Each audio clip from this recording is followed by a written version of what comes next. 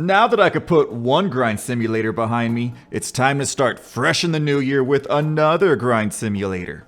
Monster Hunter World is the latest in the Monster Hunter franchise. The game is very straightforward. You hunt monsters over and over and over again. Now some might say going straight from World of Kill Your Social Life craft to praying to RNGesus for the right decorations hunter might be too much grind. That I need to break it up with some other type of game. And they're right. But can Monster Hunter provide some substance to its grind? Can it keep me coming back to the table for more like a bad gambler? Well, first let's start by creating my character. I modeled him after myself. Unfortunately, he came out a little uglier than I look in real life. My DMs are open, ladies. I accidentally made my cat way too red, and I chose my weapon. I decided to start bow, because now that I don't have to contract arthritis and carpal tunnel to be able to aim and move at the same time, it really is a no-brainer. Moving on, there is a story in this version of Monster Hunter, but no one really cares. Basically, the monsters are coming to this new world to have fun, and we've come to put an end to that once and for all. Now that that is out of the way, let's dig deep into Monster Hunter and see if we can get a grinding experience that is also very satisfying.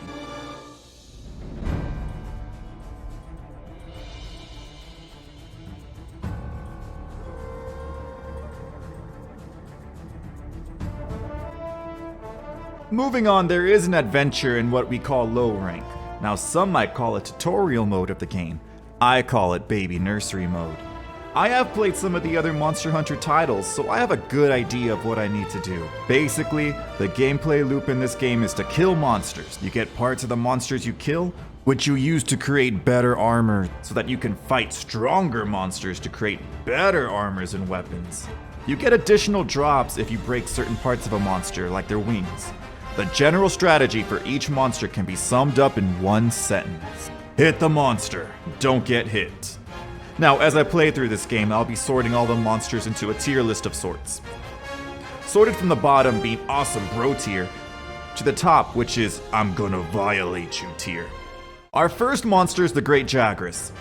Now, the Great Jagras is a standard beginner monster, meant to introduce you to the mechanics of the game. But me, being the swim-hardened hunter, made quick work of him, and even embarrassed him.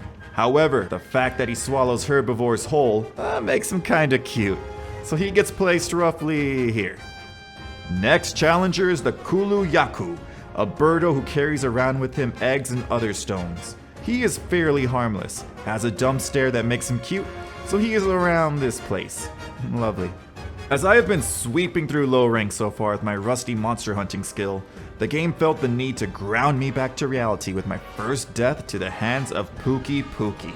This poison-spitting bug-eyed dweeb put me in the dirt with a cheap stun lock.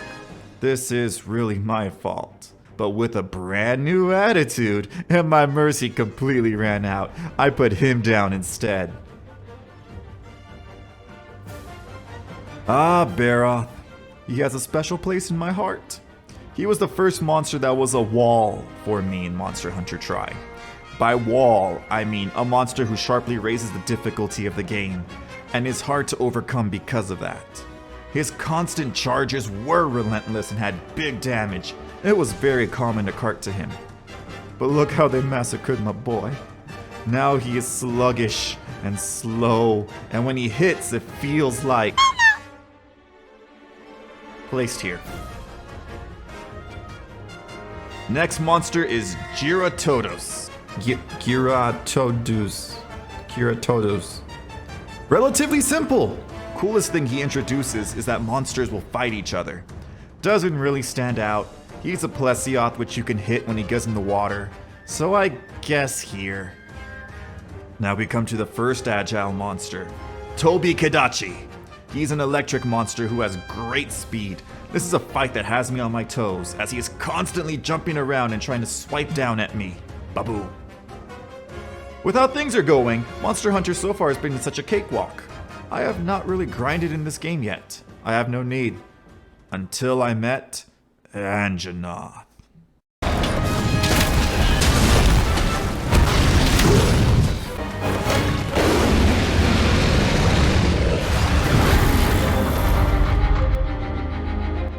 Where Baroth has the strength of a plush goat, Anjanath is the first true monster of this game. I realized when I got hit once and seen how obliterated my health bar was that I am clearly undergeared for this fight. I'm in danger. But I'm still riding the high of how much I've been slapping these monsters around so far. And you know what they say, pride comes before the fall. And fall I did. I suffered my first cart. In this game, if you cart 3 times, you fail the hunt, and with your tail between your legs, you return to the questing hub and have to start all over. Alright, no more messing around. I start using the more advanced moves in my arsenal. But it also looks like he stopped messing around as well. Because for all the advanced strats I do, not only does he beat them, he pulls out one of his own. All monsters have a rage mode. When in rage mode, they become faster, stronger, and if we are good boys and girls, they might even treat us to a whole new move. That is cart number 2. Our fight has been going for a while. He's wearing me down, but I have to be getting close. I'm learning his patterns. Monka's been doing a good job keeping me healed. I'm thinking there is a chance. A turnaround is happening. Do you believe in miracles? No, I don't. Cart number 3. This is my first failed mission. I was completely outmatched. My character just doesn't have the stats for this monster. I should go back and grind another few pieces of armor, just for the defense. Then maybe I could eat more than 2 hits before dying. Chance of winning as I am now is low. This is truly a wall. And that's exactly why I must break through. I will keep fighting and keep going. A wall will always exist. Breaking down one reveals another. But don't underestimate me. I will rise to the challenge. There will always be another monster beating me down. Another confrontation that has the upper hand. But us hunters are sustained by the thrill of the hunt. To throw our hearts and bodies into each attack. To grind for that last drop. To carve out victory at the jaws of defeat. Finishing move. Dragon. Fiercer!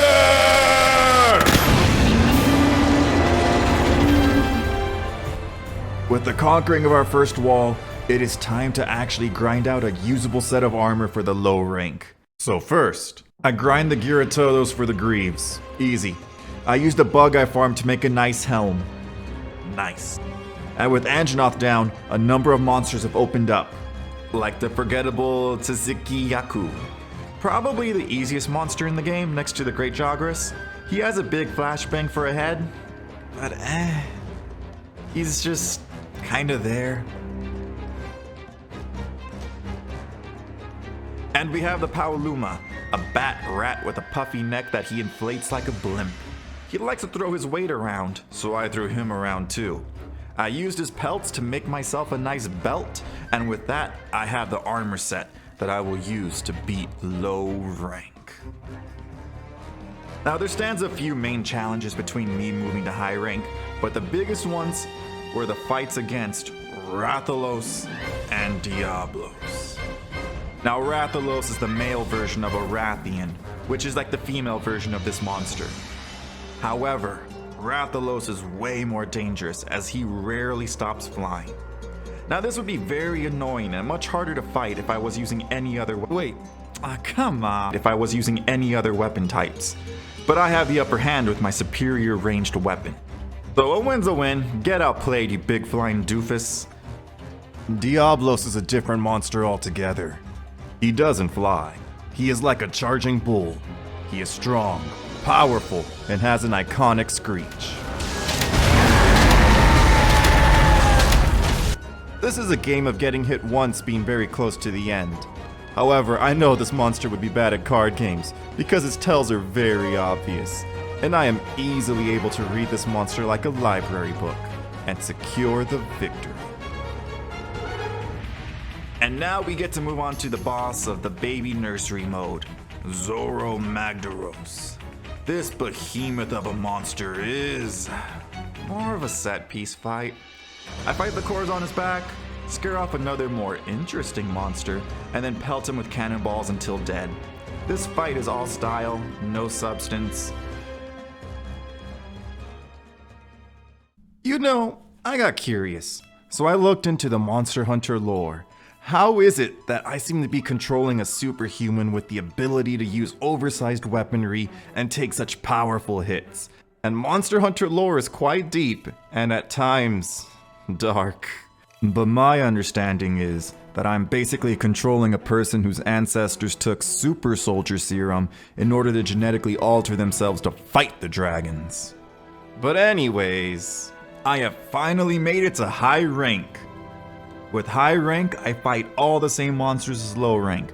However, they now have extra moves and increased power, as well as drop higher quality materials to create a stronger, higher quality weapons and armors. And there is something else. That while it is available in low rank, no one ever plays this. It's multiplayer. In high rank, I am consistently able to have help come in.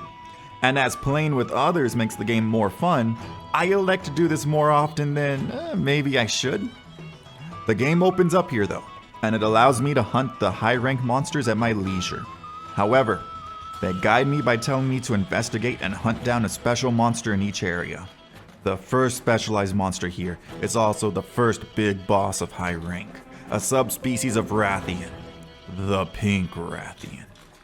A variant on the normal Rathian, this version is more vicious, has wildly different attack patterns, flies a lot more than a normal Rathian. A lot of hunters have problems with her, because her sweeping tail attack has great range, and getting hit by that makes you poisoned. Normally, this makes her another wall. But not for me, since I just cheesed her with my superior range on the bow. Easy. It's time to move on. So far in the game, the only thing I've really grinded for is weapons. There have been no armor sets I've wanted, as there were no skills associated with those armor sets I truly wanted. However, now I have my eye on one. The Legiana armor set is definitely a bow user set. It gives me a 4th charge to use on my bow instead of just 3, and having better luck on drops is always nice.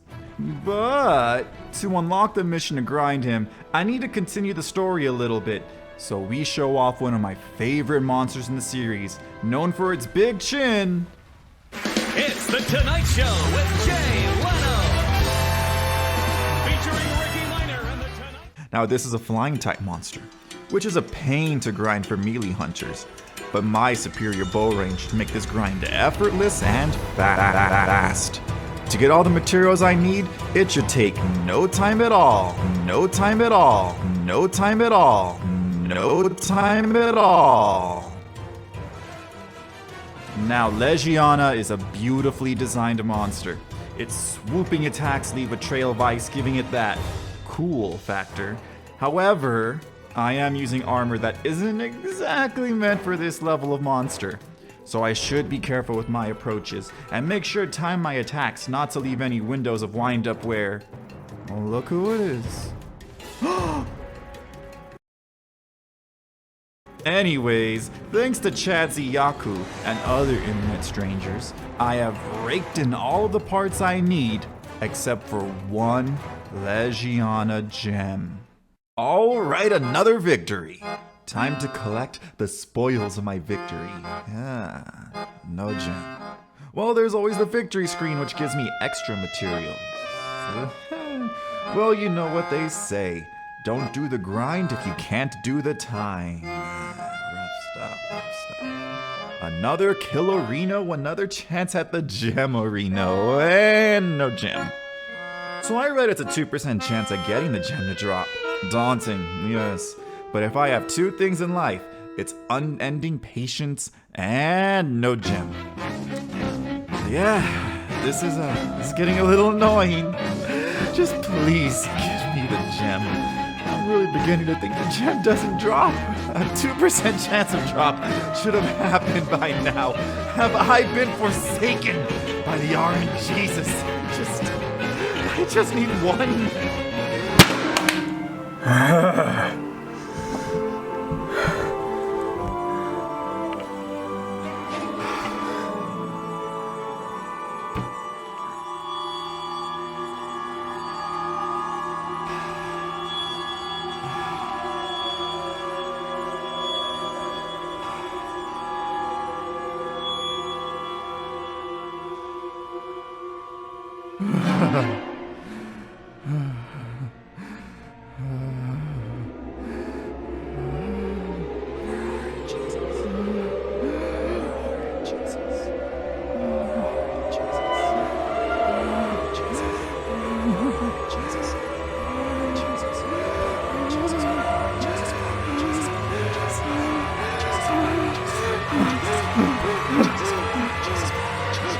And just like that, a Legiana gem. Easy peasy. Now I have a good set to take on the rest of high rank. It totally didn't take me hours to get. Now my next hunt is to take down another Rathalos. However, he brought a friend, a Rathian. Luckily, I brought my own friends, and we cut them both down. But looking over the corpse, it made me think. Rathalos and Rathian are lovers. We just slaughtered them in the prime of their life. And some of these quests I do want us to enslave the monster just for some sick thrill or demand. Maybe, could it be that we are the bad guys? Duh.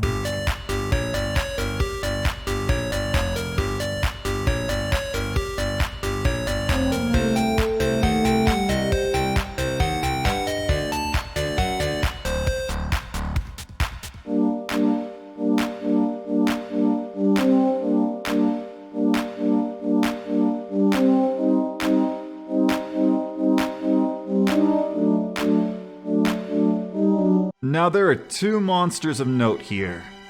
The Bezelgeuse and the Devil Joe. Both these monsters have a habit of interrupting hunts of different monsters. The Bezelgeuse acts like a World War II bomber in that he'll come down after dropping exploding scales and then dive bomb to ignite them. And Devil Joe, well, he just comes to brutalize anyone in his way, including other monsters. They are a cut above other monsters in terms of difficulty and challenge, but I know that I'm not even fighting their final form. After beating the rest, it's time for the best. To wrap up high rank, I have to fight the equivalent of the gods in this world, the Elder Dragons. These are the monsters I was forced to investigate in order to progress the story. In Monster Hunter lore, they are the ones who shape the land and possess cataclysmic power. And the first one I have to fight is the Elder Dragon that hunts other Elder Dragons. Nergigante. I briefly fought in low rank, but here in high rank is where I have to fight him to the death. He is powerful and terrifying. His strongest move is a flying press with a crazy big range. I have to take it slow and easy here. Nergigante is both agile and strong. If I allow him to, he'll put me in a bad position, and from there, it is all over. But he's not gonna do that to me.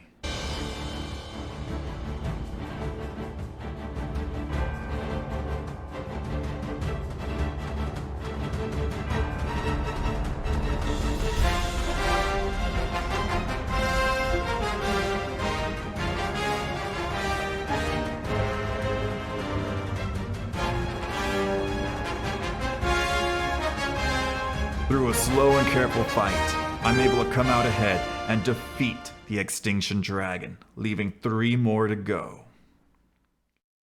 On to the next fight, we got us a strong Elder Dragon, Kushala Daora. A flying monster with dangerous gusts.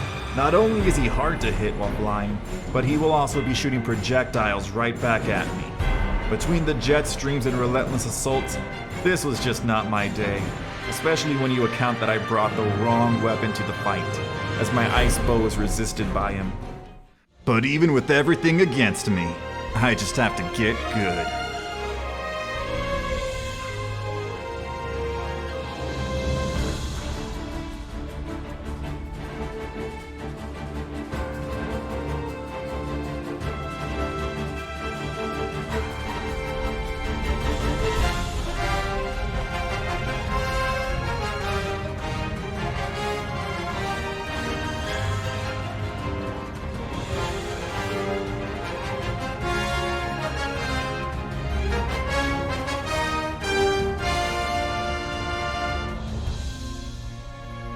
2 down, 2 to go. Next on my plate is the ferocious, the fiery, the feral Teostra. This behemoth of a monster is a true firecracker. He has a great movement and great range, and something of a supernova attack that is quite theatrical to look at. He sounds like quite a challenge, and I can't wait to get a piece of him.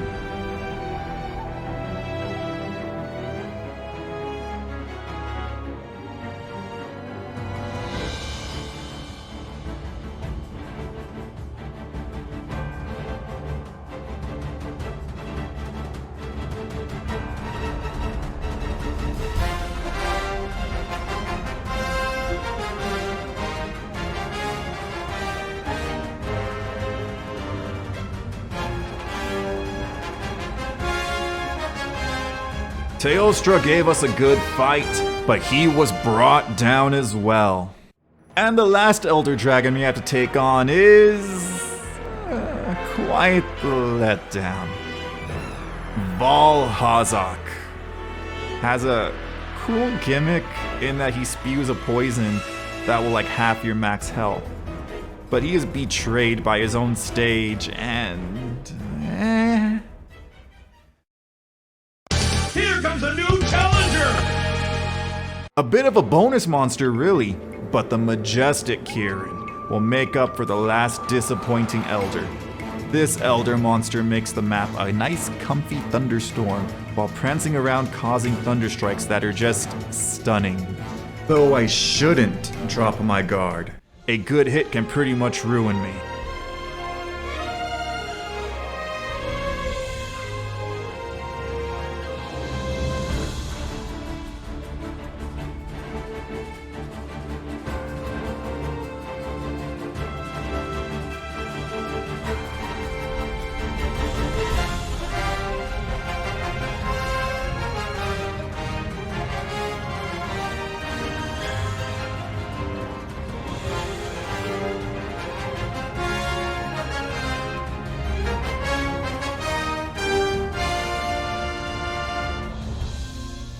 Kieran put up a good fight, but now with every Elder being eradicated, it's time.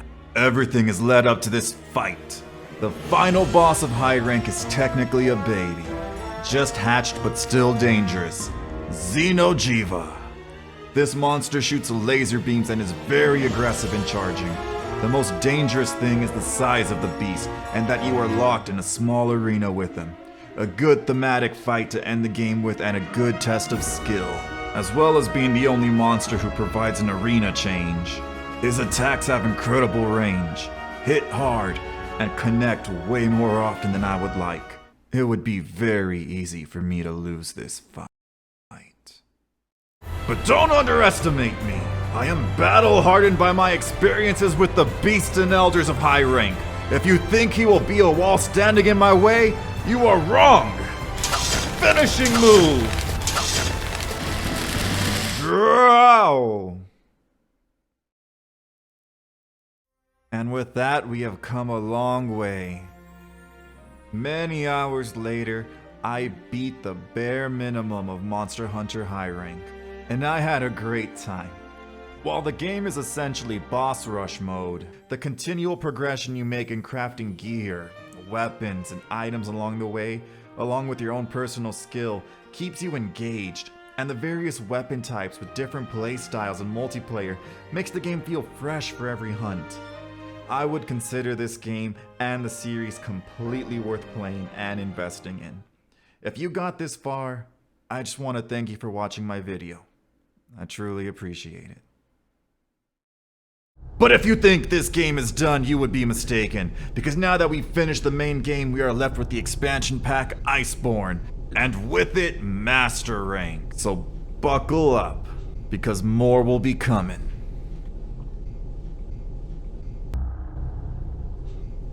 Before we get started, does anyone want to get out?